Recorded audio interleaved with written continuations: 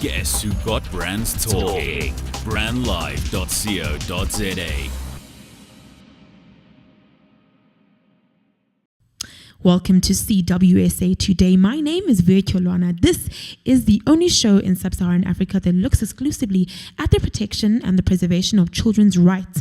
Not only that, we promise to make sure that you are well informed about the differences you can make in the lives of your children in your immediate communities and in South Africa, but also so that you can understand the kind of networks and the kind of partnerships that work to ensure the safeguarding of our children. And today on the show, I'll be speaking to Director of CWSA Stellenbosch, Ms. Bettie Nieuwoudt, and she'll be talking to us a little bit about what's going on in CWSA Stellenbosch and what we can expect from the affiliates. I'm so excited to have her on the show. Good morning, Bettie. Good morning. Good morning to you and good morning to the listeners. Lovely. Can you just talk to us a little bit about yourself? Give us a brief history of who you are, what your past, your history, just how you got to where you are today. Thank you very much. It's a huge privilege for me to be on the line with you today and to speak to the broader community as well.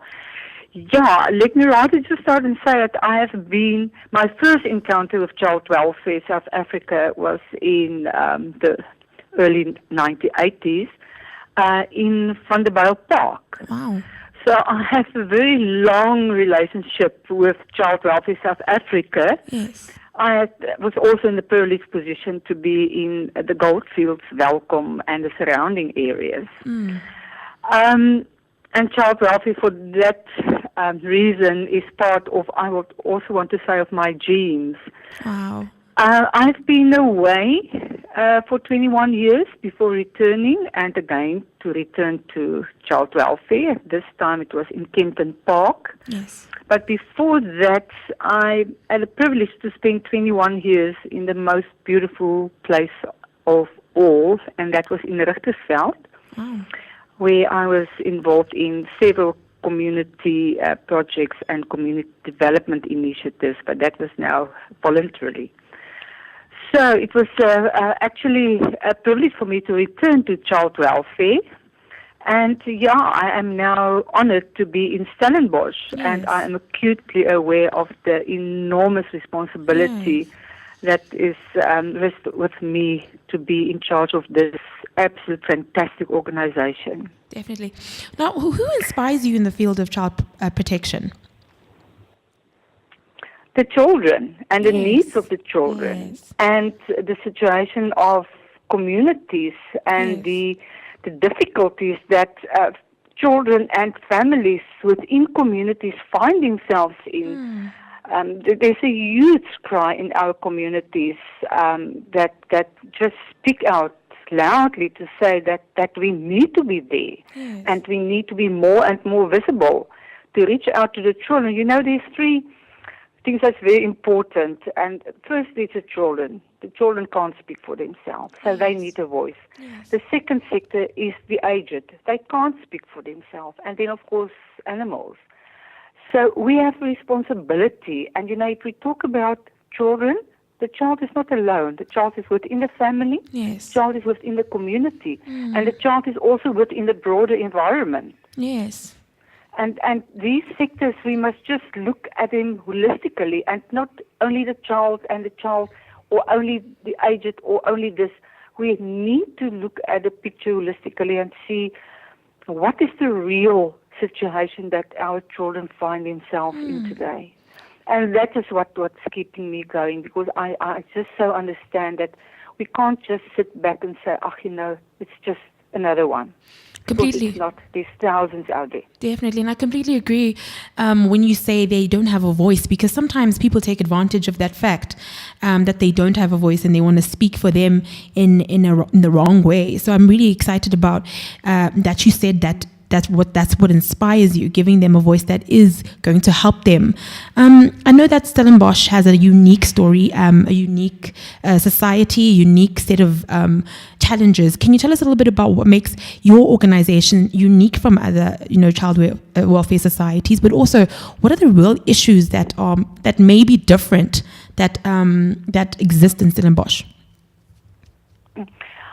I don't think it's so unique. I think, the more you speak to others, you will understand that we are faced with the exact same situations. Okay. Like others. It may be look a bit differently, but in the end, it's the same.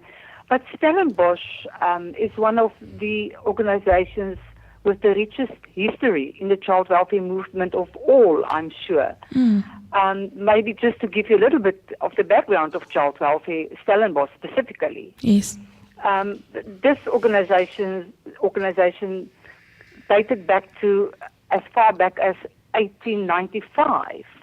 Wow. When, for those years, unfortunately, the focus is more on poor white children, and then secondly on colored children, and not really on our black population. Yes. Although all the children found themselves in the exact same position. And from there was a Dr. Anderson.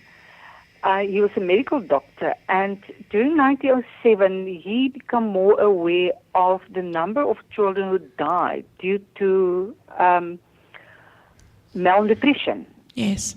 And in 1907, there was an organization formed between Child Welfare, or the Society of Cape Town and Stellenbosch, and it was called the Society for the Protection of Child Life. That was in 1906. And in 1907, Stellenbosch decided that they must look to alternatives because, typically as today, you don't want to fund another organization, and the Stellenbosch community thought that no, all our money is only going towards Cape Town, so we must do things on our own. So in 1916, Child Welfare Stellenbosch was formed. Those days it was called the Society for Child and Families. And as things change, names changes also, and in the end, in 2005, we also adopted the name of Child Welfare South Africa Stellenbosch. Wow, that is so history. We have a very rich history in serving communities. Yes. And what is your relationship now with the CWSA, the national body? From not only are you have such a beautiful, long, rich history, but also I wonder then how you negotiate and partner with the national body, which is here in Johannesburg. Well, Child Welfare South Africa is the mother body. Yes. And it's also Child Welfare Stellenbosch, and by that time the Cape Town branch of the society that actually insisted that there must be a national movement. Yes. So the first movement of Child Welfare South Africa actually took place in 1917. Yes. And from there, all the rest of the different societies joined together. Followed from that first conference in 1917. Oh. I think that the most important thing for me in terms of the relationship with Child Welfare South Africa is that we look up to our national body to give guidance. Yes. To assist us in policy formation, to assist us to see that the needs of the children are really addressed, to act as advocates for our children, because that we can't do on our own. We need our national body to do that. So they are in a very important position to deliver services to all our affiliates throughout South Africa. And also, another very important aspect for me there is that where there's need in the rural areas, and we know how neglected the rural areas in South Africa really are. And it's only an organization like Child Welfare with the history, and also with the history of especially non-racial, non-sexist just to integrate families and communities and to render services where it's needed, where the children are. Yeah. That is the main purpose for them as far as I'm concerned. Definitely. Leadership being obviously one of the biggest things, I think, when you're running such a big organization. Absolutely. Definitely. So tell us a little bit more about the programs you have at the Stellenbosch branch. Tell us what's going on right now. What is it that you are working on? Which areas are you infiltrating? Who are you speaking to? What is the discourse that's happening there in Stellenbosch? We render services outside also of Stellenbosch. Okay. And since in our inception, we have delivered services in Eersterivier. Yes. That is a community some 25 kilometers from Stellenbosch, in the Kleinsvlei area. And it's an area without any resources. There's nothing. And Child Welfare Stellenbosch is also the only organization who's working in that community specifically. Yes. Then we also deliver services in Kalmore. It's also a community like 15 kilometers outside of Stellenbosch. We render services in Iders Valley, Plutersville, and Yes. also a portion of Kayamandi. And we are the only organization working in this area. So it's a huge responsibility. My organization has 15 social workers. Wow. So it's a massive It's task, very big. and it's not big. Yeah, it's big, and it's not becoming better. Yeah. Not because of it's due to the situation on grassroots level, Yeah. poverty, especially TIC. Wow. We have a rise in gang activities where young children are groomed to become involved in gangs, and I'm talking about 9, 10, 11-year-old Wow. children. Wow. It's becoming a big problem in all of our communities. Kayamandi also see lately the rise of gang-related activities there that need attention. Yes. So our programs are really focusing on assisting children to make them aware of this phenomenon in communities, Yes. and how they can protect themselves Yeah. against what is happening around them. We work closely with all the schools in our communities and also outside schools like Jamestown. If they will call on us, we don't say, no, sorry, we don't work in your area. Because the cry of the child is the cry of the child, and where the need is, we must assist. We focus on advocating and promoting of children's rights, protecting vulnerable children against exploitation, abuse, neglect. We inform them where to go to, how to report it, provide them with telephone numbers, make sure that they have the trust in the schools so that they can report it to the schools. But our main focus is really to work towards the prevention of family disintegration. That is the most important. If we can keep our families together, we can save our children. Definitely. If not, we are there to make sure that the child is safe and that the child is protected. Yes. We also try to assist our community, to identify all these societal pathologies that is around them. Poverty, unemployment, substance abuse, domestic violence. It's a range of things, gangsterism. Yes. Sorry? No. I completely understand that. I'm looking at your reach, and you're saying that wherever there's a need, you are there and you are servicing the children. But now I want to know, from a volunteer perspective, how involved or how willing are communities, wanting to get involved with CWSA, wanting to volunteer their time, wanting to fight the issues. Spoke a lot about the issues of gang-related activities and drugs. How have you managed, or are you managing to get people involved within the communities from a volunteering perspective? That is one of the biggest challenges. The Child Welfare is maybe the oldest organization based on solely volunteers. Yes. But that arena also changed, because the volunteer that we are using now is the poorest of the poor also. So it's very difficult for people to really set up time to assist. That is a time that they must actually go out and think for their own families.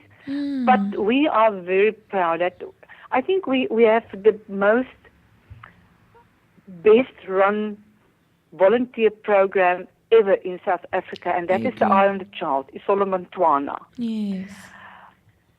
We have an active Isola Montwana or Eye on the Child in all of our communities. Yes. And that is solely run by volunteers. Yeah. This group of people are trained how to look out for children that might be vulnerable, that might be exploited, that might be sexually abused, and they are trained in how to make sure that that child is safe. We have a group of 55 volunteers involved with Isola Montwana, and we intend this year to increase the group to 80, if possible. Our dream is that every street in every community must have at least one or two Isola Montwanas. That's amazing. If we are serious about protecting our children, we must become serious about what we're going to do. That is the one aspect. The other one is that resources. Yeah. You know, auxiliary social services, for instance, clinical psychologists, occupational therapists. We don't have those resources in our communities. We sit within the Stellenbosch area with the universities, and we don't have those resources available. Here's a river with no resources. It's a huge challenge to the social workers to effective interventions without these resources, and it's costing the organization a lot of money, because we have to provide it for the child. That is the right of the child. Yeah, Another need is safety parents and foster parents. Yeah. We have a huge need for that. And, you know, unfortunately, because of also the change in society, we have now to rely on family members, and that is not always really in the best interest of the child. But you don't have an option. Wow. And that's, I think, one of the issues is the fact that even though you do have, you know, these volunteers, you also need them to people who can give you these resources, like you're saying. So I want to know, in terms of your sponsorship, who are your main sponsors, and who can actually reach you, and how can they reach you if they do want to sponsor a program or they want to sponsor a specific need? How do people get involved with CWSA from Stellenbosch? I am very proud of the community of Stellenbosch. They are our sponsors. If it was not for the community of Stellenbosch, we would not have been here today. It's not big corporates. It's not social development. Yes, social development do through our subsidy, monthly subsidy or annual subsidy, but our main sponsors are the people from Stellenbosch. Yes. Corporates tend to shy away from becoming involved in child welfare, and especially in the Stellenbosch area. And I want to invite them to come to the party, to become involved in the protection of our children. Yes. And I think this is mainly due to the labeling of the alcohol syndrome and abuse of alcohol. But our biggest problem is really tick. So corporates must really become involved in child welfare, and they must come to the party. There's so many programs that they can sponsor. We are going to roll out the boy child and the girl child program, and we need the funding for that. We have 4 ECD centers taking care of 500 children in our communities. Wow. And this is children from the poorest of the poor areas. Between 80 and 240 rand a month. Wow. So we are looking after the poorest of the poor. Yes. And this is where they can become involved in. Yes, no, definitely. And if they want to get involved, I'll make sure that they get the information on your website and on your social mediums. But lastly, Betty, just to conclude, what message do you have for South Africa or for people who are listening who really want to find a way to get involved in their own communities, but also who have, the need, the want to help children in the country, but just don't know where to go? What message would you have for that person listening?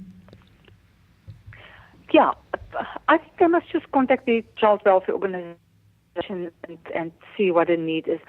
Unfortunately, in the child protection arena, everything is confidential. So we're not allowed to send people into working with families or with children per se if you don't have the permission, yes, or if the person is not screened according to the Children's Act. But there is so many mentors for children, for fathers, for boys, children living with single parents. They can become mentors. They can become involved in our ECD centers. There's some of the affiliates who have children's home.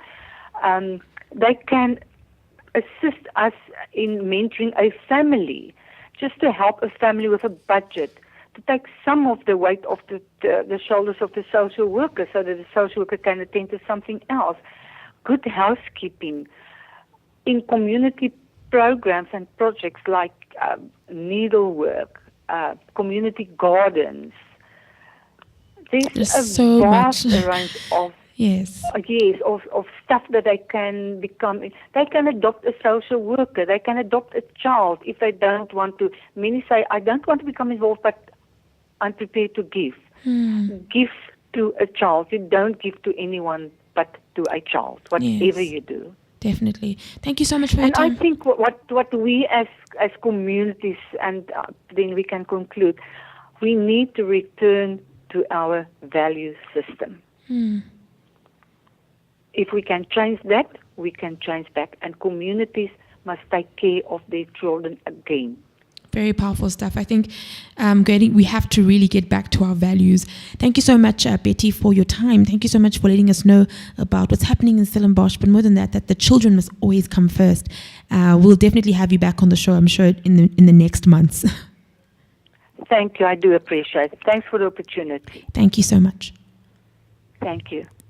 Yes, so that was Miss Bettie Nieuwoudt. I hope I'm saying her name right, but she really spoke to me a lot about the amazing initiatives that exist within an affiliate in CWSA. Also, how important it is that they have a large reach. And also just the kind of issues that are happening in that space from a gang perspective, from a drug perspective, and the amazing programs that they have that they've rolled out. Again, if you guys want to know a little bit more about CWSA from Stellenbosch or from any other space in South Africa, please don't be afraid to go to on our Instagram, CWSA Today. You can go to Facebook and you can find out a little bit more about our guests, about our affiliates, and how you can get involved. We're going to take a short break, but when we come back, we're going to have Dr. Bettie Nieuwoudt, who's going to be speaking to us about what the national body will be doing for Women's Month. It's quite exciting. brandlive.co.za. Have you ever thought about the power of social media? Social media has the power to make your business grow. Yeah. Why don't you let us manage your social media? Because our business is to see your business grow. Visit us at www.bstownmedia.co.za. You're listening to brandlive.co.za. You're back on CWSA Today. Yes, we were meant to speak to the National Executive Director, which is Dr. Bettie Nieuwoudt, where he's going to be speaking to us a little bit about, he was going to be speaking to us a little about their national program that they've just rolled out, which is called Tell Your Story. So exciting, so amazing, and it's so powerful because it's allowing women to tell their stories without any fears, without any people holding them back, to really find a therapeutic way of really sharing whatever pain, whatever hurt they've been going through. they went through in their past as children, also as women, from men, from women, from whatever. It's really just a beautiful campaign about sharing. And I'm struggling to get him on the line, but what we're going to do is we're going to try and make sure that we have him next week on the show, and he'll make sure that, you know, he gives the right understanding around the formation of the project, the concept around why the project was formatted, and what kind of impact that they're hoping to gain from it. But I really have been loving the videos. They've been going viral on my Facebook. So if you want to find out a little bit more about the Tell Your Story campaign by CWSA, please don't forget again to go to Facebook sites, go to Instagram, and go to Twitter and find Child Welfare South Africa, and you will definitely get to watch the videos and see what is going on, what this new campaign is bringing about. And that concludes the show for the day. Thank you so much for listening.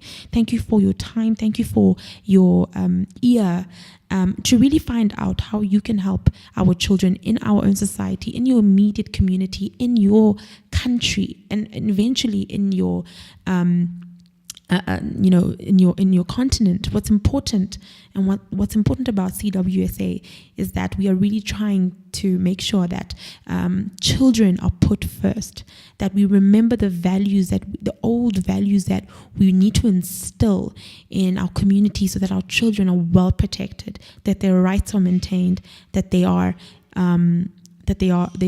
empowered in all different ways. But that concludes our show for CWSA. Thank you so much for listening. Have a great week. Harnessing the power of talk radio. Brandlive.co.za